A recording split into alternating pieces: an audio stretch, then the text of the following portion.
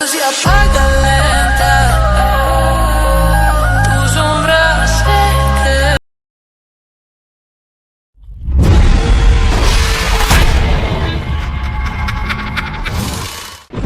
अप्रैल का महीना था। रात के समय सभी गांव वाले अपने अपने घरों में बैठे थे, लेकिन कोई था जिसकी चहलकदमी जंगल में अभी भी जारी थी। रमेश, जो कि पिछले महीने ही शहर से आया था, अपनी हाथ में मोबाइल की फ्लैश ऑन किए आगे बढ़ रहा था। भला किसी पुरानी गुफा में लिखी पुरानी बातों को पढ़ने से किसी की मौत कैसे हो सकती है? ये गांव के लोग भी ना कुछ भी कहानी गढ़ देते हैं। आज तो मैं पढ़कर ही रहूंगा उस गुफा के अंदर क्या लिखा है जो गांव के लोगों ने इतनी दहशत फैला रखी है।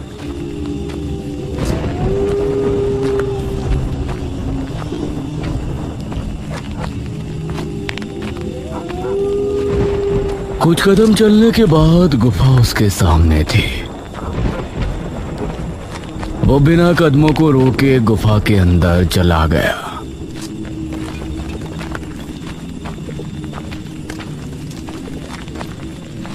गुफा तो नॉर्मल ही लग रही है।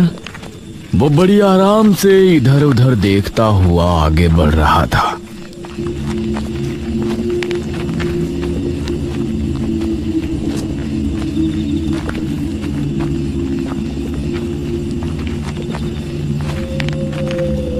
कुछ देर चलने के बाद उसे गुफा की दीवारों पर कुछ अजीब सी आकृतियां नजर आईं, और उनमें से कई आकृतियां बहुत ही भयानक थी। अब उसे ये थोड़ा अजीब लग रहा था। तभी उसने एक दीवार पर कुछ लिखा हुआ देखा, जो कि संस्कृत भाषा में लिखा था। अरे बाप रे, ये तो कोई बड़ी गाथा लगती है भाई। ऊपर से लेकर नीचे तक की दीवार लिखाई से भरी है। उसने दीवार पर लिखी बातों को पढ़ना शुरू किया, और धीरे धीरे उसकी आंखें बड़ी होती चली गईं। जब वो दीवार की आखिरी लाइंस पर पहुंचा तो अचानक से उसके चेहरे के रंग उड़ गए। उसकी आंखें खौफ से बड़ी हो गईं। उसकी सांसें तेज तेज चलने लगी। हे भगवान, ये मैंने क्या कर दिया? वो उसी समय वहां से भाग निकला और गांव की तरफ रवाना हुआ।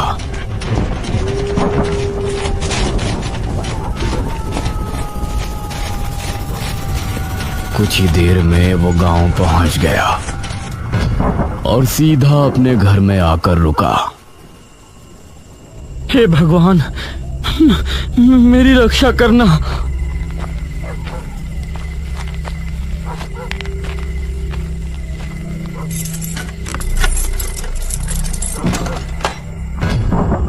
वो बेड पर पहुंचा और चादर में घुस गया। उसे बहुत तेज बुखार भी आ गया था। शरीर में अजीब सी कपकपी बंधी थी। तभी उसे उसके दरवाजे के खुलने की आवाज आई। वो डर गया और उसने अपने चेहरे से हल्की सी चादर हटाई तो उसके सामने एक बहुत ही भयानक असुर खड़ा हुआ था। उसे देखकर उसकी आंखों में खौफ उतर आया।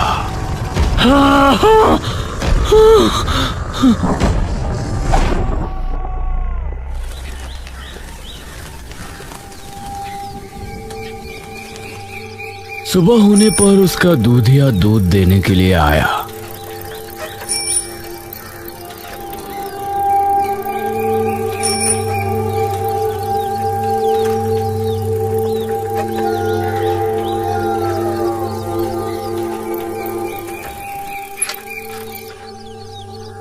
अरे रमेश बाबू, दूध ले लीजिए। कहाँ छिपे बैठे हैं?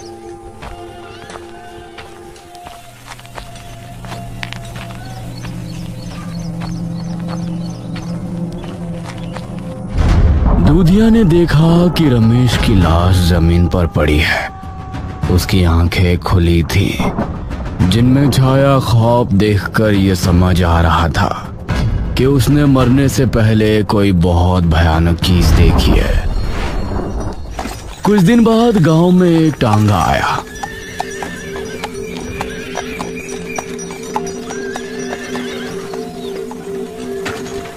उसके अंदर से मनोज नाम का एक आदमी उतरा। टांगे वाले ने उसके 2 बड़े बड़े बैग भी टांगे से उतारे। शुक्रिया भाई। तभी मुखिया भी अपने एक आदमी के साथ वहां आया।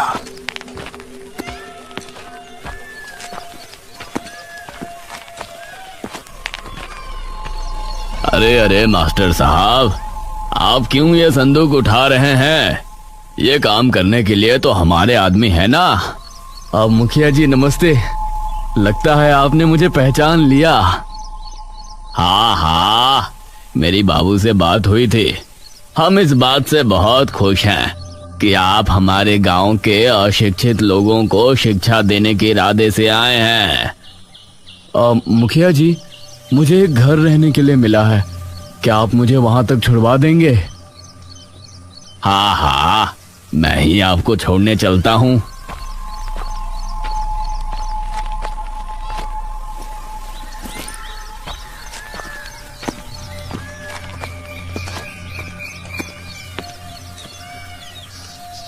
मनोज मुखिया की गाड़ी में बैठा और गाड़ी आगे बढ़ने लगी।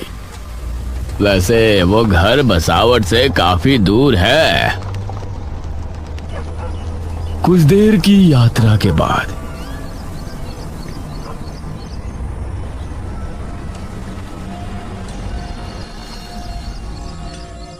ये उस एक घर पर पहुंचे।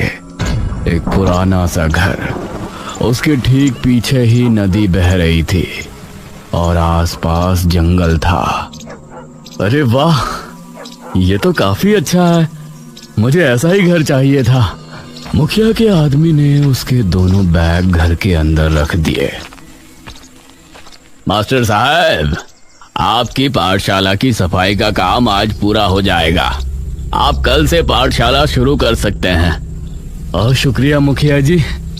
मुखिया उसे छोड़कर वहां से चला गया।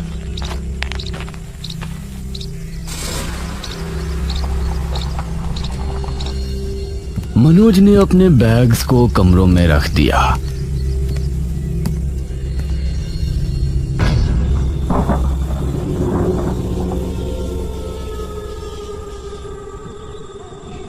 रात हो चली थी और उसे काफी ठंड लग रही थी।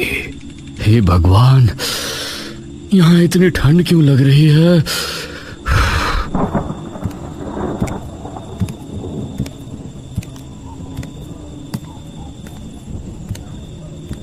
उसने दूसरे कमरे में जाकर देखा तो वहां अंगीठी और कुछ लकड़ियां रखी थीं। अरे, ये लकड़ियां तो बहुत बड़ी हैं। इनको बिना काटे तो अंगीठी में डाला ही नहीं जा सकता। उसने सभी कमरों में देखा, लेकिन उसे वहां कुल्हाड़ी नहीं मिली। चलो बाहर जाकर देखता हूँ। हो सकता है जंगल में छोटी लकड़ियां मिल जाएं। बिना काटे ये तो अंगीठी में नहीं आने वाली। वह घर से बाहर निकला। मौसम काफी ठंड था। उसने देखा कि नदी की तरफ कुछ छोटे पेड़ भी है। उन पेड़ों से छोटी लकड़ियों का इंतजाम हो सकता है। वो नदी के ही तरफ रवाना हुआ। सामने से आती लहरों का नजारा उसे बहुत मनमोहक लग रहा था। वो लकड़ियों को भूल गया और नदी के किनारे की तरफ उसके कदम चल पड़े। एक लहर आई और उसने आंखें बंद कर उसको महसूस किया। उसके घुटनों तक पानी आया और लहर वापस जाते हुए पानी वो वापस ले गई। वाह, कितना खूबसूरत मंजर है ये। तभी उसे उसके पैर के पास कुछ महसूस हुआ। उसने देखा कि मिट्टी में कुछ है। उसने मिट्टी हटाकर देखी तो वो हैरान रह गया। उसके पैरों में एक कुल्हाड़ी पड़ी थी। अरे भाई, ये क्या? कुल्हाड़ी? हाँ, यहाँ तो आसपास कोई है भी नहीं। फिर किसने मेरी इतनी फिक्र की? उसके चेहरे पर मुस्कान छलक आई। मुझे इसी की जरूरत थी। भगवान ने समुद्र के जरिए मदद की है। Thank you God. उसने कुल्हाड़ी उठाई और वापस घर में पहुंचा। कुल्हाड़ी की मदद से उसने लकड़ियां काटी और फिर अंगीठी में डालकर आग लगाई। वाह, अब थोड़ी राहत मिली। उसने अंगीठी पलंग के पास रखी और फिर सुकून की नींद सो गया।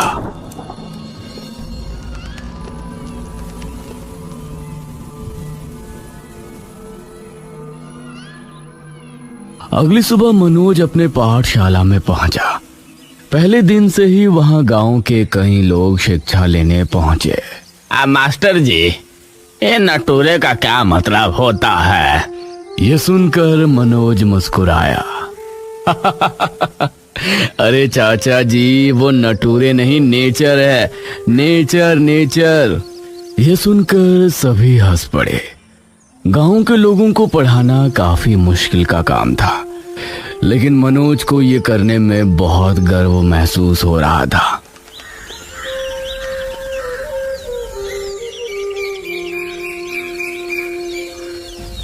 दोपहर होने पर मनोज पाठशाला को ताला लगाया और फिर मुखिया उसे गांव घुमाने जगह जगह ले गया।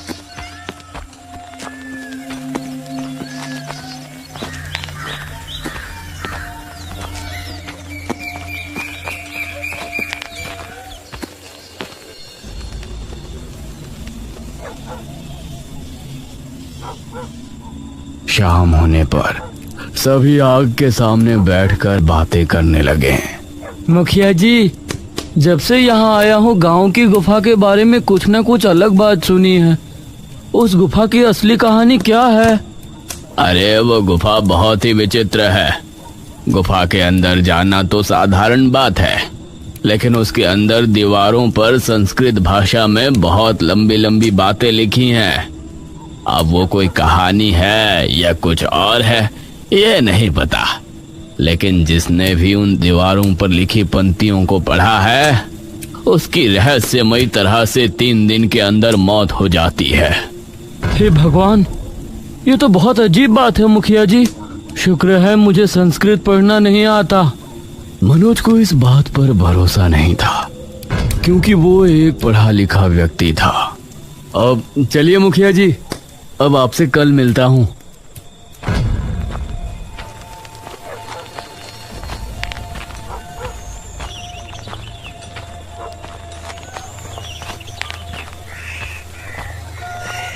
वो फिर अपने घर पहुंच गया।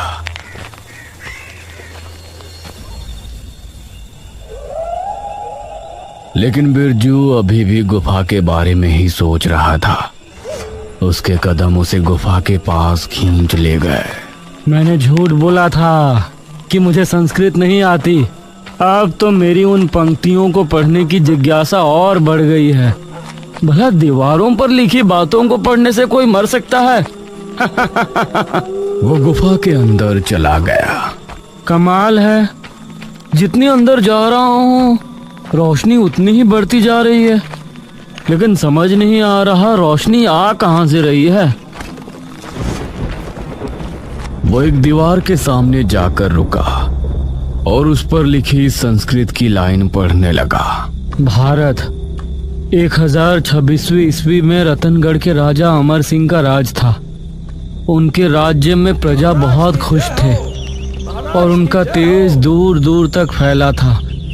लेकिन एक दिन अचानक उसने काफी देर तक दीवार पर लिखी कहानी को पढ़ा और नीचे आते आते उसके चेहरे की रंगत उड़ गई।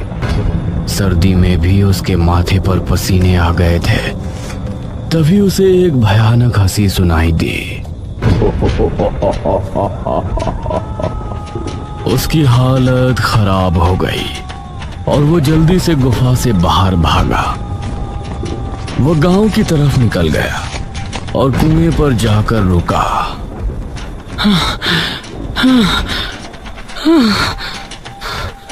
वो लंबी लंबी सांसें लेने लगा। उसे बहुत प्यास भी लगी थी। पानी। उसने कुएं में बाल्टी डाली और ऊपर खींची। उसके बाद उसने पीने के लिए जैसे ही चुल्लू में पानी लिया, वो पानी एकदम लाल हो गया और उसमें से बदबू आने लगी। उसने चुल्लू का पानी फेंक दिया और बाल्टी पर नजर मारी तो उसके अंदर साफ पानी ही था। वो जल्दी से वहां से अपने घर की तरफ भागा। अरे क्या हुआ आपको? इतना हाफ क्यों रहे हैं? कुछ नहीं, खाना लगाओ। उसने अपने डर को छिपाना चाहा, लेकिन इसमें वो नाकाम हो रहा था। खाइए ना, थाली आपके सामने है। उसने एक रोटी तोड़ी और जैसे ही मुंह में रखी तो उसे बहुत ही अजीब सा स्वाद आया और उसने रोटी वापस उगल दी। उसने देखा कि थाली में सब्जी की जगह कीड़े रेंग रहे हैं। अरे क्या हुआ आपको? जब बिंदिया ने देखा तो प्लेट में खाना ही था। वो कीड़े सिर्फ बिरजू को ही नजर आए थे। कुछ नहीं, वो मुझे भूख नहीं है। वो बिस्तर में गया और बुरी तरह से कांपने लगा। उसकी बीवी बिंदिया को उसकी बहुत चिंता होने लगी। अगले दिन सुबह 7 बजे मनोज की आंख खुली। उसने उठते ही खिड़की से नदी का नजारा देखा। वाह, कितना खूबसूरत नजारा है। ठीक 8 बजे वो पाठशाला पहुंचा और पढ़ाने का काम शुरू किया और शाम होने तक वो मुखिया के साथ ही रहा। उस समय बिरजू भी काम से अपने घर को लौट रहा था। तभी उसे अपने पीछे से अचानक भारी कदमों की आवाज सुनाई दी। उसने डरते हुए पीछे मुड़कर देखा तो वहां कोई नहीं था। उसने फिर से चलना शुरू किया। वो फिर से कदमों की आवाजें उसे सुनाई देने लगी, लेकिन अब उसने रुकना ठीक नहीं समझा और अपने घर पहुंचा। बिंदिया घर के अंदर नहीं थी। बिरजू ने मटके से लेकर पानी पिया। तभी उसे वही भारी कदमों और हंसने की आवाज सुनाई देने लगी।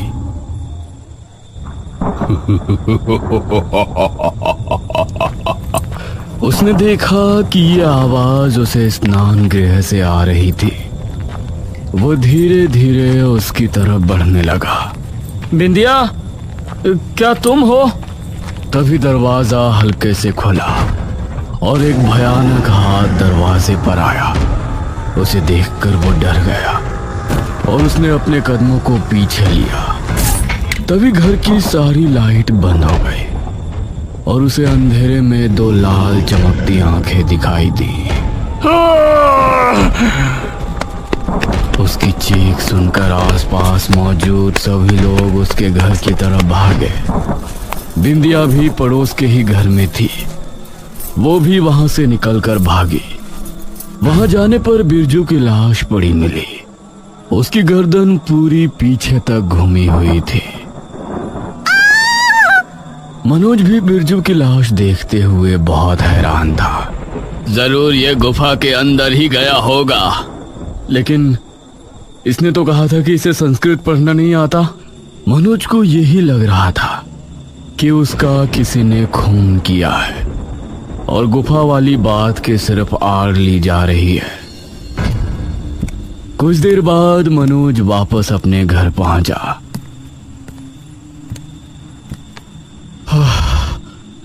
आज तो चाय पहले ही पी लेता हूँ, बहुत थकान हो रही है।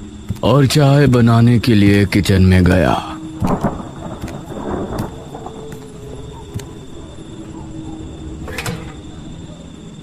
तो पतीला खाली था। अरे यार, दूध वाला तो सुबह आएगा, अब चाय कहाँ से पीऊंगा। तभी उसने किचन की खिड़की से देखा कि नदी के किनारे एक गाय खड़ी है। Oh my God! वह घर से बाहर नदी किनारे पहुंचा तो गाय अभी भी वहां खड़ी थी। कल रात जब मुझे कुल्हाड़ी की जरूरत थी तो कुल्हाड़ी नदी के किनारे आ गई, और जब अब मुझे दूध की जरूरत थी तो गाय आ गई। ये क्या हो रहा है? उसके मन में असमंजस ने जन्म ले लिया था कि नदी किनारे उसे कौन मदद भेज रहा है। और दूसरी बात ये थी कि गुफा के बारे में गांव के लोग जो फैला रहे हैं, क्या वो सच है? ना जाने क्यों वो उसी समय गुफा की तरफ निकल गया। गुफा के अंदर पहुंचकर उसने दीवार पर लिखी बातों को पढ़ना शुरू किया, क्योंकि उसको संस्कृत आती थी। भारत 1026वीं ईस्वी में रतनगढ़ में राजा अमर सिंह का राज था। उनके राज्य में प्रजा बहुत खुश थी और उनका तेज दूर दूर तक फैला था। लेकिन एक दिन अचानक, महाराज, बहुत बुरी खबर है। राज्य में हाहाकार मचा हुआ है। आम जन की मृत्यु हो रही है। लोगों का कहना है कि रात के समय कोई दानव आता है, उनकी जान लेकर चला जाता है। उसे देखने वाले कुछ ही लोग जिंदा हैं, और अब तक उसने कई लोगों की जानें ली हैं। अगर वो कोई दानव है तो शीघ्र ही तांत्रिक तारानाथ को बुलाया जाए। अब वही है जो हमें उस दानव से युद्ध करने का तरीका बता सकते हैं। तांत्रिक तारानाथ को बुलाया गया। महाराज, कोई भी दानव भला क्यों हमारे ही राज्य में आकर हाहाकार मचाएगा? हमें नहीं लगता कि यह कोई आम दानव है। महाराज, उस दानव ने जहां आखिरी हमला किया था वहां से हमें कुछ मिला है। क्या मिला है? उसे सामने लाइए मंत्री जी। मंत्री ने ताली बजाई और एक दरबार एक थाली लेकर आया।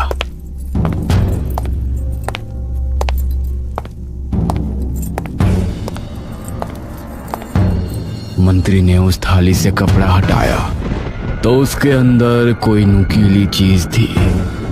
उसे देखते ही तारानाथ के माथे पर लकीरें उभर आईं। क्या हुआ बाबा? तारानाथ ने अपने झोले से कुछ चावल निकाले और उन पर कोई मंत्र पढ़कर उस नुकीली चीज पर डाले। उसके संपर्क में आते ही चावल जलकर राख हो गए। हे भगवान! महाराज, वो कोई दानव नहीं बल्कि असुर है। यह उसी असुर का नाखून है। असुर? हाँ, आपके पड़ोसी दुश्मन राज्य ने हमारे राज्य को खत्म करने के लिए इस असुर को आवाहन करके यहाँ भेजा है। तांत्रिक तारानाथ, अब हम इस असुर को कैसे वध कर सकते हैं? ये कोई आम दानव नहीं, असुर है महाराज। हमारी मृत्यु ही इस असुर का अंत है। यह सुनकर सभी हैरान रह गए। हमें एक महायज्ञ करना होगा और अपने शरीर को त्याग करना होगा। हमारी हड्डियों के बने वज्र से ही उसकी मृत्यु संभव है। बाबा, क्या और रास्ता नहीं है? नहीं महाराज, हमें हमारी मृत्यु का कोई दुख नहीं है। आपकी रक्षा करते हुए हमारी मृत्यु हो जाए तो इससे अच्छी मृत्यु और क्या होगी। तारानाथ एक गुफा में जाकर यज्ञ में बैठे और 2 दिनों के बाद जब महाराज अमर वहां पहुंचे तो वहां तारानाथ नहीं थे। उनकी हड्डियों का एक वज्र रखा हुआ था। आपका बलिदान सदैव अमर रहेगा।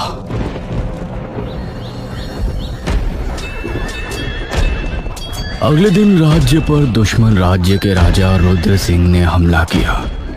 अमर सिंह अपनी सेना के साथ पूरे जोश और होश से उनका मुकाबला कर रहे थे। अमर सिंह, अब तेरी मौत तय है। अब मैं तुझे मारने के लिए असुर का वाहन करता हूँ। उसने आंखें बंद की और असुर का आवाहन किया। तभी वहां एक भयानक असुर आ पहुंचा। उसे देखकर सभी खौफ में आ गए थे, लेकिन राजा अमर सिंह ने तारानाथ की हड्डियों का बना वज्र निकाला, जिसे देखकर असुर के चेहरे की हंसी उड़ गई। ये क्या? उस तारानाथ ने अपने शरीर का त्याग दे दिया। क्या हुआ तुझे? तू ऐसे क्यों डर रहा है? तारानाथ की हड्डियों का बना वज्र, इससे तो मेरा अंत हो जाएगा। अब मैं इस युद्ध में तुम्हारा साथ नहीं दे सकता। नहीं, अरे मैंने तुझे असुर लोक से बुलाया है। तू मेरी मर्जी के बगैर वापस नहीं जा सकता। हाँ, नहीं जा सकता, लेकिन मैं अगले 1000 साल के लिए खुद को एक गुफा में बंधित कर सकता हूँ, जहाँ ये वज्र नहीं जा सकता। ये कहकर असुर वहां से भाग गया। अमर सिंह ने उसी समय रुद्र को खत्म करके अपने राज्य को बचा लिया। इतना पढ़कर मनोज रुक गया। अरे आगे की कथा कहाँ लिखी है? वो थोड़ा और आगे गया तो उसको अगली दीवार पर आगे की कथा लिखी मिली। असुर ने इस गुफा के अंदर खुद को बंधित कर दिया। राजा अमर सिंह अब अगले 1000 साल तक उस गुफा के अंदर नहीं जा सकते थे, मतलब पूरे जीवन काल में कभी भी नहीं। इसीलिए उन्होंने आज्ञा देकर ये सारी कथा इस गुफा के अंदर लिखवा दी। लेकिन गुफा से बाहर आते ही लिखने वाले मर गए। उस समय के ज्योतिषों ने भविष्यवाणी की कि इस गुफा के अंदर जो भी जाएगा और वो ये कहानी पढ़ेगा तो असुर उसे मार देगा। जब कई सालों बाद महाराज अमर सिंह फिर से जन्म लेकर इस गुफा के अंदर जाएंगे तो उन्हें यह कथा पता चलेगी और उनके कदम पड़ते ही अगली रात में ही असुर गुफा से आजाद हो जाएगा और राज्य में हाहाकार मचा देगा। उस समय महाराज अमर सिंह को ये वज्र ढूंढकर उसे खत्म करना होगा। इतना पढ़कर मनोज हैरान रह गया।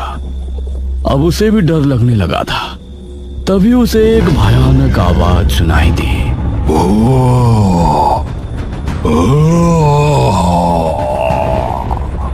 यह आवाज सुनकर मनोज बुरी तरह से डर गया और वहां से भाग निकला। उसे अपने पीछे किसी के आने का अंदेशा हो रहा था। वो बिना पीछे देखे भागता रहा और सीधा अपने घर आकर उसने सांस ली। हे भगवान, मेरी रक्षा करना। मनोज बहुत डरा हुआ था। अब वो उस नदी के बारे में सोचना भी भूल गया था। उसी रात गांव का एक लड़का रौनक छत पर सो रहा था। तभी उसे भयानक सांसों की आवाज आने लगी। उसने उठकर जैसे ही देखा तो उसके सामने एक बहुत ही भयानक असुर खड़ा हुआ था।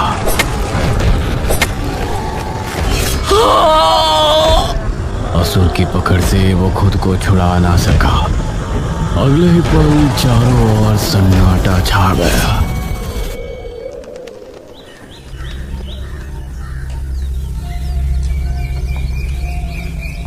सुबह होते ही गांव में उसके ना रहने की खबर फैल गई और माहौल शोकमय हो गया। ये रौनक कैसे मारा गया? ये तो गुफा के अंदर गया भी नहीं था। मुखिया जी, ये तो बहुत बुरा हुआ। गुफा में तो मैं गया था, फिर ये क्यों मारा गया? धीरे धीरे 3 दिन गुजर गए।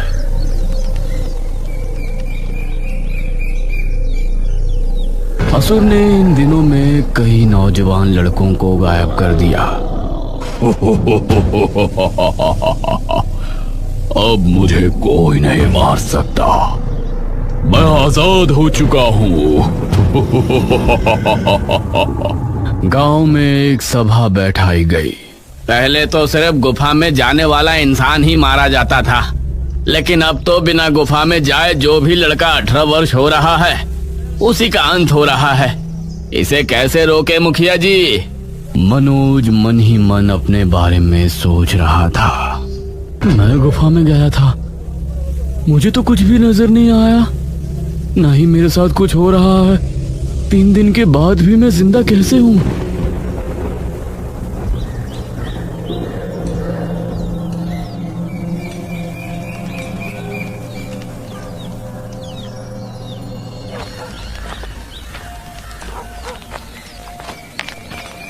मनोज घर पर आया और इसी सोच में डूब गया कि उसकी जगह गांव के लोग क्यों मारे जा रहे हैं। तभी उसकी नजर नदी पर पड़ी।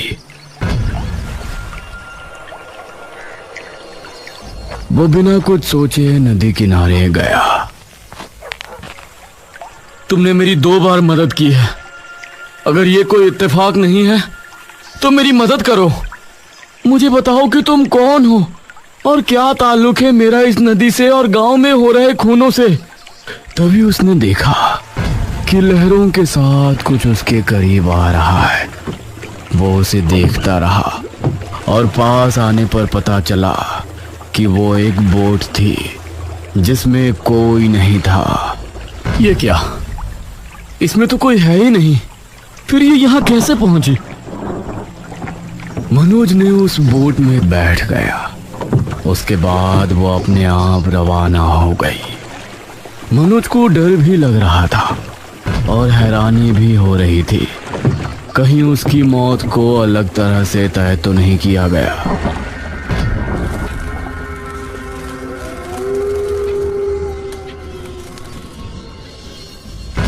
वो बोट एक किनारे पर जा लगी, जहां सामने ही एक पुराना किला नजर आ रहा था। एक किला इस टापू पर? मनोज बोट से उतर किले के अंदर गया। वहां दीवारों पर मशालें जली हुई थी। आ जाइए महाराज। ये सुनकर मनोज ने सामने देखा तो उसे वही तांत्रिक तारानाथ नजर आया। कौन हो तुम? मुझे महाराज क्यों कह रहे हो? मैं तांत्रिक तारानाथ। इस जन्म में आप भले ही मनोज हैं, लेकिन पिछले जन्म में आप हमारे महाराज अमर सिंह थे। ये सुनकर मनोज हैरान रह गया। तुम अगर तारानाथ हो तो तुम तो मर गए थे। आपके सामने मेरी आत्मा है महाराज। इसका मतलब है कि मैं ही राजा अमर सिंह हूँ, इसीलिए मेरी मौत नहीं हुई। जी महाराज, जैसा कि आपने पढ़ लिया होगा कि आपके कदम गुफा में पड़ने के बाद असुर गुफा से आजाद हो जाएगा, तो वो आजाद हो चुका है। हे भगवान, मतलब जितने भी गांव के लोग मारे जा रहे हैं उनका जिम्मेदार मैं हूं? ऐसा ना सोचे महाराज, आप बस उस असुर का अंत कर दें। वो खासकर 18 वर्ष के नौजवानों को इसलिए मार रहा है कि अगर उसने 21 नौजवानों को मार दिया तो फिर वो मेरी हड्डियों के बने वज्र से भी नहीं मारा जाएगा। उसकी शक्ति बढ़ जाएगी। मेरी हड्डियों के बने वज्र को इस्तेमाल करने का समय आ गया है। कहाँ है वो वज्र? आपको डर था कि आपके दुश्मन उस वज्र को ढूंढकर खत्म ना कर दें, इसलिए आपने उसे इस किले के तहखाने में रखवा दिया था और मेरी आत्मा उसकी देखभाल कर रही थी। मैं आपको बुलाने के लिए ही आपकी मदद कर रहा था कि आप एक दिन मन में सवाल लिए जरूर यहाँ आएंगे और अपने कर्तव्य के बारे में जानेंगे। यह सुनकर मनोज ने आगे कुछ नहीं कहा। तारानाथ की आत्मा के साथ वो तहखाने में पहुंचा, जहां रखा हुआ वज्र चमक रहा था। अगली रात गांव के लोगों में डर का माहौल था। रविशंकर के बेटे मोहित का जन्मदिन था, लेकिन खुशी मनाने की जगह सभी खौफ में थे। रविशंकर और उसकी पत्नी मोहित के पास ही बैठे थे। माँ, बाबूजी, आप इस तरह क्यों मेरे सर पर बैठे हैं? मुझे मेरा जन्मदिन मनाना है। अरे बेटा, तुम्हारी जान खतरे में है, हम तुमको अकेला नहीं छोड़ सकते। हाँ, वहीं कुछ लोग घर के बाहर भी टहल रहे थे। मोहित रविशंकर का इकलौता बेटा है, उसकी मौत नहीं होनी चाहिए।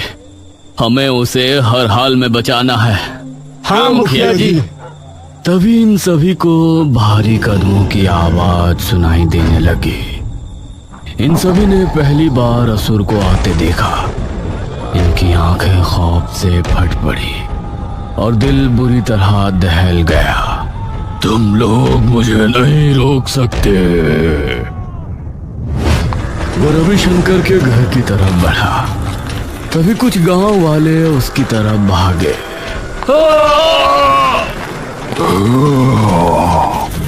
उसने अपने एक ही हाथ से उनको ऐसा धकेला कि वो दूर जा गिरे।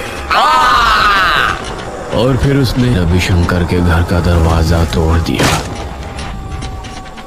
उसे देखकर रविशंकर और उसकी पत्नी डर गए और मोहित का दिल दहल उठा। असुर ने आगे बढ़कर मोहित को अपने कंधे पर उठा लिया। तुझे तो मैं गुफा में ले जाकर आराम से खाऊंगा। वो मोहित को लेकर घर से निकला, तभी उसके सामने मनोज आ गया। छोड़ दे इसको असुर, छोड़। ओह, तो तू मुझे रोकेगा? उसने मनोज को धक्का देना चाहा, लेकिन उसे छूते ही असुर को एक झटका सा लगा। मोहित उसके हाथ से छूट गया और उसके माता पिता ने उसे खुद से चिमटा लिया। यह कैसे हो सकता है? मैं तो तुझे मच्छर की तरह मसलने की शक्ति रखता हूँ। तभी मनोज ने अपने पीछे छिपाया हुआ वज्र निकाला, जिसे देखकर असुर हैरान रह गया। मैं कोई आम इंसान नहीं, राजा अमर सिंह हूँ। तेरी मौत। ये सुनकर असुर के चेहरे पर खौफ उतर आया। वो वहां से भागने लगा। तभी मनोज ने आगे बढ़कर उसके सीने में वज्र घोंप दिया। असुर बुरी तरह से अहंकार भरने लगा।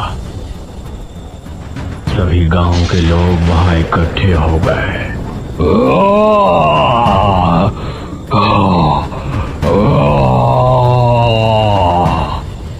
एक तेज चीख के साथ वो खत्म हो गया और राख बनकर ढेर हो गया। मास्टर साहब, आप ही हमारे पूर्व काल महाराज थे? जी, वो तो पिछले जन्म की बात है। मैं अब सिर्फ आपका मास्टर साहब ही हूँ। मोहित के माता पिता ने मनोज का धन्यवाद किया और सभी ने उसकी हिम्मत की सराहना की। मनोज को अब बहुत अच्छा लग रहा था, क्योंकि उसने गुफा के खौफ को हमेशा के लिए खत्म कर दिया था और असुर के साथ बुराई का वध कर दिया था।